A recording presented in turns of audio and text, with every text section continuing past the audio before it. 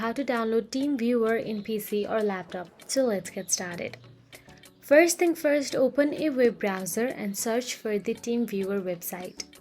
Once you are inside the Teamviewer website, you will get to see free download option available in the top left corner. Tap on it. Now all you have to do is tap on the free option available again there. Then choose your version of laptop and tap on it. So I'm using a Mac at the moment, so I'm tapping on Mac. Now scroll down and you'll get to see the files to download from the download list. Tap in the download to download it. Then double click to install Teamviewer.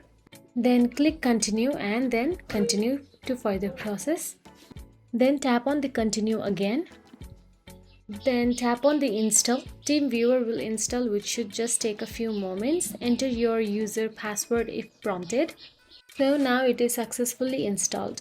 If you found this video helpful, please like, share and subscribe, and thank you so much for watching.